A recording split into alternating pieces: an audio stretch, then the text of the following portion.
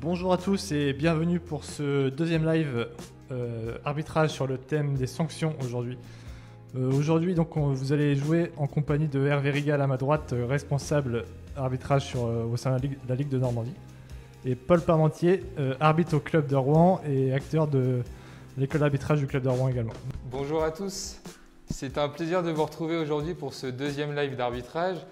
Aujourd'hui, ça va être simple. Concernant les questions et les réponses, vous allez avoir 2 questions par vidéo, donc, ce qui nous fait 2 points par réponse.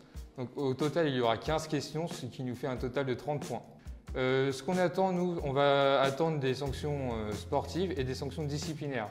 Donc, concernant la sanction sportive, on va attendre de vous de nous dire s'il y a une faute pour 9 mètres, une faute pour jet de 7 mètres. Au contraire, s'il n'y a rien, donc est-ce que ça joue ou est-ce qu'il y a but? Ou alors, est-ce qu'il y a une faute d'attaquant? Donc, ce qu'on attend par faute d'attaquant, c'est est-ce qu'il y a un passage en force, une reprise de dribble ou un marché? Je laisse la parole à Hervé pour vous expliquer la sanction disciplinaire. Bien, merci Paul et bonjour à toi. Très heureux d'être à tes côtés et d'être avec tous ceux qui se sont connectés aujourd'hui pour ce deuxième live. Donc, on a dit consacré à l'arbitrage et ça fait du bien en ce temps. Donc, on attend effectivement aujourd'hui par sanction disciplinaire tout ce qui est avertissement, donc le carton jaune, l'exclusion, la 2 minutes, la disqualification avec le carton rouge et peut-être une disqualification avec rapport ou peut-être rien. On est prêt, Paul. C'est ça, merci beaucoup Hervé. Sans plus attendre, on lance tout de suite la première situation. C'est parti. Donc, qu'est-ce qui se passe sur cette situation? Regardez bien les mouvements des joueurs. Donc ici, on va vous demander quelle est la sanction sportive. Donc comme je vous ai dit, est-ce qu'il y a un jet franc, un jet de 7 mètres? Est-ce qu'il n'y a rien et au contraire ça joue? Ou alors est-ce qu'il y a une faute d'attaquant? Ensuite, on va vous demander quelle est la sanction disciplinaire. Donc est-ce qu'il y a un carton rouge, un carton jaune, un 2 minutes? Ou alors est-ce qu'il n'y a rien?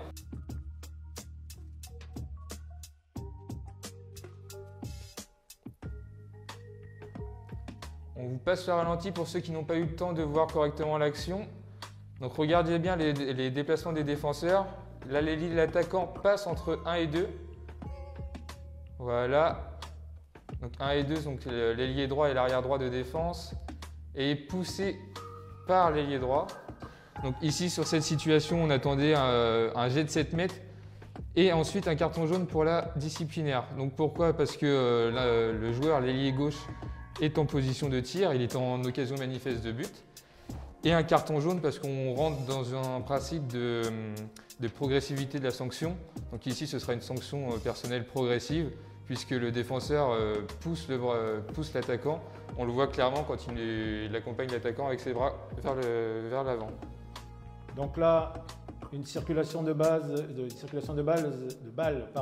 sur la base arrière.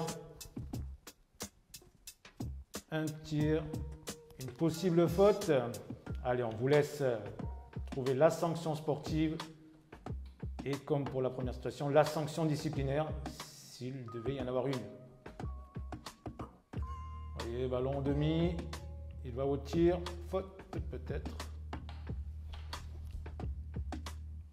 Alors, est-ce qu'il y aura de bonnes réponses?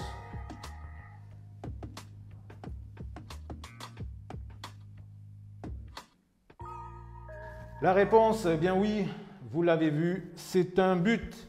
Donc effectivement, le demi va tirer, le ballon rentre entièrement dans les buts.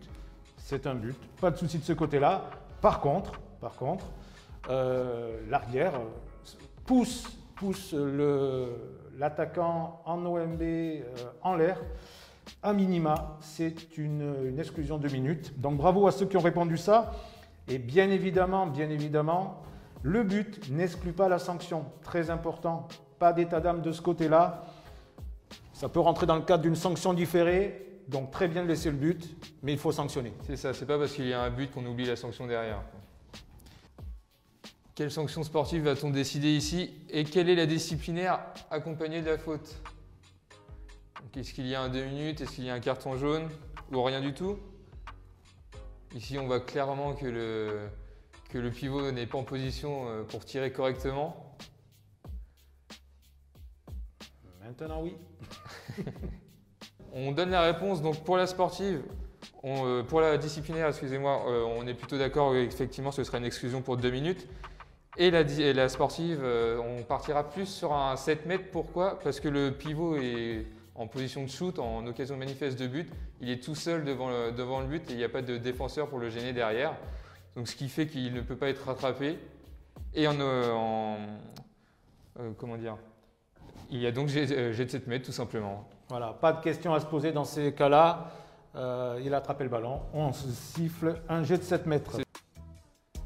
On revient sur un tir, un peu sur la situation de tout à l'heure, un tir de l'arrière. Allez, maintenant, donc toujours la sanction sportive, la sanction disciplinaire. Vous connaissez le jeu. Sanction sportive, est-ce qu'il y aura un jet franc, un jet de 7 mètres? Rien, une faute d'attaquant, peut-être. Une prise d'intervalle, pas prise d'intervalle. Allez. Eh bien, vous l'avez vu, pour ceux qui savent compter, c'est pas évident. Il y avait bien un marché de l'attaquant. Mais après le marché, il y a quand même une grosse faute du défenseur. Donc la réponse est effectivement un marché, donc il faut siffler très vite. Faute d'attaquant, marché par contre. On ne laisse pas de mauvais gestes non sanctionnés, donc ça sera une exclusion pour le défenseur. Mais quand même, balle à la défense. Donc on peut voir encore notre équipe première masculine, la N2 Garçons de Rouen, qui attaque face au club de Cherbourg. Donc ici, qu'est-ce qu'on siffle? Donc la sportive, tout d'abord, toujours un jet de 7 mètres ou un jet franc? Ou au contraire, est-ce qu'il y a but? Bien évidemment, hein, comme la direction du jeu doit prévaloir, c'est-à-dire qu'on siffle toujours la sanction sportive avant la sanction disciplinaire pour indiquer le sens du jeu. Donc ça, tous nos arbitres, tous nos jeunes arbitres, pensez à le faire, c'est très très important. Donc oui, but, parce que le joueur marque son but et il n'y a pas de faute d'attaquant de marché ou quoi que ce soit. Et 2 minutes, pourquoi? Parce que le défenseur est en position latérale, il est sur le côté et attrape le bras du défenseur quand il est en position de shoot en l'air. Et ça, c'est une position très dangereuse parce que si l'attaquant retombe, il peut se blesser soit grièvement ou pas, mais ça reste quand même dangereux latéralement. Alors effectivement, bien évidemment, si le joueur avait été blessé, qu'il y avait une répercussion en tout cas, là par contre, le protocole carton rouge aurait été très certainement engagé et peut-être pas arriver à un carton rouge si il y avait eu une grosse atteinte à l'intégrité physique de ce joueur. Voilà. Ça va très vite, hein, les situations, vous avez vu, hein, le handball, les situations peuvent aller très vite. Passe au pivot, il se passe quelque chose, 2 joueurs au sol. Là encore, est-ce que l'attaquant tombe tout seul?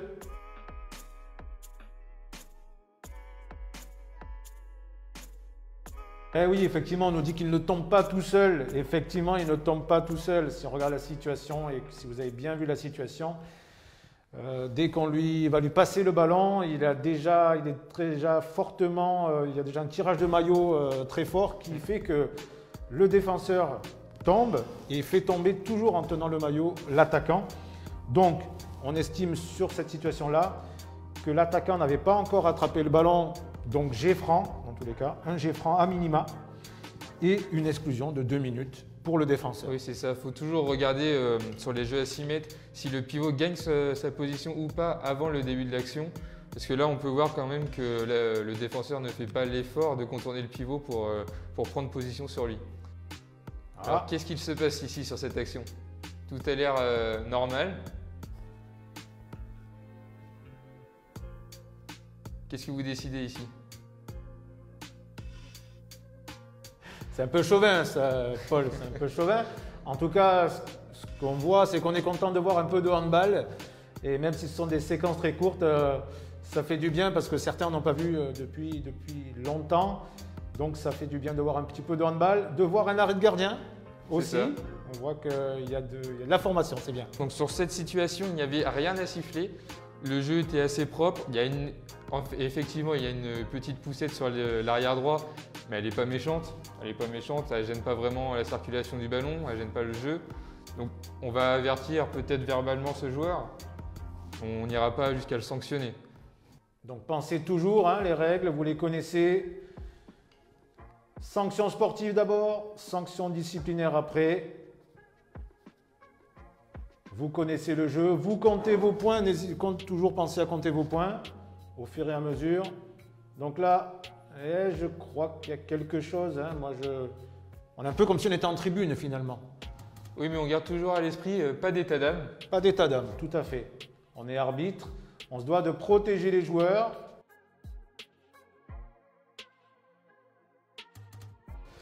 Les réponses sur ce jeu, qu'est-ce que nous avons eu dans la situation? Une poussette en l'air du demi qui était en OMB de mémoire. Jet de 7 mètres, jet de 7 mètres et une exclusion de minutes. Voilà. Ça. Et toujours penser à donner une justification, je le répète. Donc la réponse, jet de 7 mètres, sanction sportive, 2 minutes, sanction disciplinaire. Et c'est parti, toujours Rouen en attaque. Avec un beau but, accordé par les arbitres d'ailleurs. Alors qu'est-ce que vous décidez ici en tant qu'arbitre? On laisse le but, on met une sanction, on revient à la faute.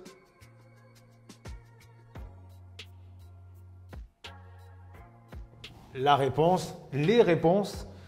C'est ça, comme nous dit Alexandre dans le chat, il n'y a pas de sanction puisque le joueur se présente l'épaule en avant. Donc on va siffler un passage en force par contre.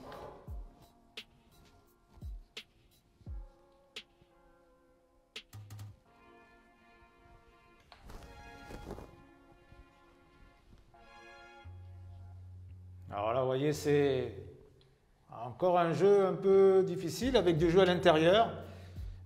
Une faute manifestement sur le pivot, en tout cas une grosse activité au centre avec le pivot. Bien évidemment, ce que vous avez vu sur l'aspect sportif, c'est qu'il était en OMB, donc en occasion manifeste de but. Occasion manifeste de but égale jet de 7 mètres. Donc faute sur un joueur en OMB égale jet de 7 mètres. Et sur cette situation, après discussion, nous avons estimé que c'était un ceinturage ou un tirage de maillot qui était tenu puis relâché. Donc on s'en tiendra à un carton jaune pour avertir. Dans l'idée toujours de la progressivité de la faute et de la sanction. Donc on va suivre l'échelle des sanctions. Après, si le joueur récidive, là forcément on ira sur un 2 minutes pour une exclusion pour 2 minutes. Toujours avec l'équipe de Rouen en noir. Et toujours notre pivot encore. Toujours notre pivot. Alors ici, qu'est-ce qui se passe? Notre pivot se fait bousculer légèrement, il prend la balle et il tire. Il réussit à marquer d'ailleurs. Est-ce que vous, dans le chat, est-ce que vous accordez le but ou revenez-vous à la faute? Oui, ça nous intéresse. Ça nous intéresse. Est-ce qu'il y a une sanction nécessaire sur cette action? Donc sur cette action, oui, forcément on accorde le but puisqu'il y a but. Le joueur n'était pas en position de zone ou quoi que ce soit. Donc oui, on va accorder le but. Et là, par contre, sur cette action, on a été d'accord pour mettre une exclusion de 2 minutes. Parce que quand même, le ceinturage est assez visible. Il y a faute sur le bras. Oui, il y a faute sur le bras en plus. Sur le bras par derrière. Donc la réponse était but et 2 minutes pour le défenseur.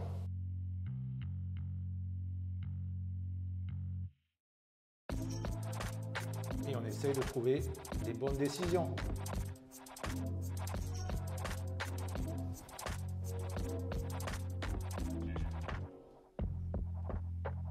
Ouais, parce qu'elle a fait quand même bien réagir et bien oui, effectivement, il y a une faute sur le porteur de balle à 9 mètres, donc pas d'OMB, donc Geffran, puisqu'il y a une faute sur lui.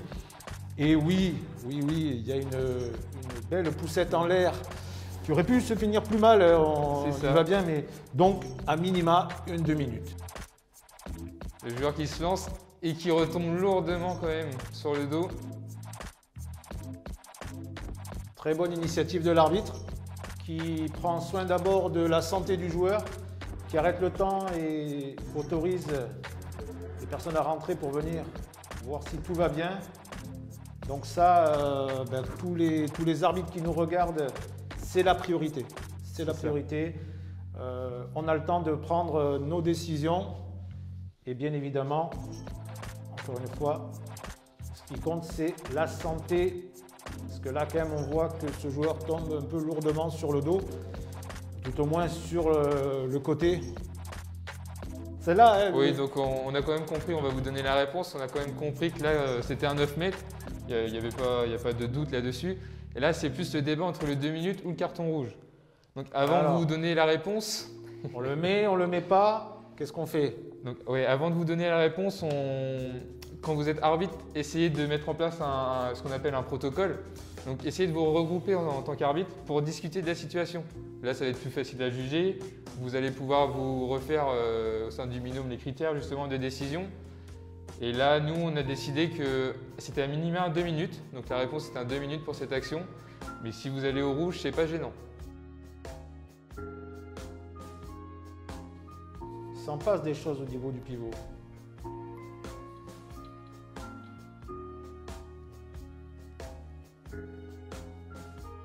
Et toujours au niveau du pivot de Rouen. Ah non, Rouen est en défense ce coup-ci.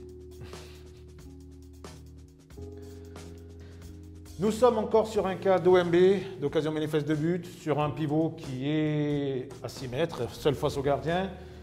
Donc il y a une faute commise sur lui. Donc jet de 7 mètres. La décision c'est jet de 7 mètres. Et là on est quand même sur une faute sur le pivot, en plus de la défense en zone, parce qu'il y avait une défense en zone, mais quand même une faute sur le pivot et sur son bras et sur lui. Donc là aussi, protection du joueur, on n'hésite pas, exclusion. Toujours Rouen en attaque avec le pivot qui arrive encore à marquer son but. Pivot efficace du côté de Rouen. Ouais, je pense que nos pivots français sont plutôt bien, et même sur les jeunes équipes. Alors là, ici, qu'est-ce qu'on décide? Attention, c'est peut-être une situation piège. Ah oui. Regardez bien la situation.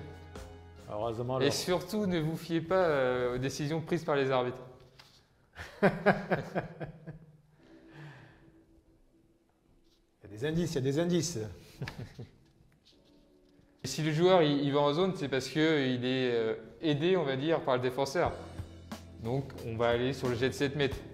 Là, on ne peut pas faire comme sur la vidéo et accorder le but puisque le joueur est au moins 30 cm en zone. Donc, nous arrivons à la fin de ces situations en tout cas et de ce live. On espère que ça vous a plu. Bien évidemment, on vous laisse indiquer dans le chat maintenant vos points, vos nombres de points. Bien sûr, je sais que les gens donneront leur bon nombre de points. Si vous avez fait 30 sur 30, eh bien, félicitations. Vous allez pouvoir arbitrer à bon niveau à la rentrée. C'est bien, ça veut dire que vous n'avez pas perdu.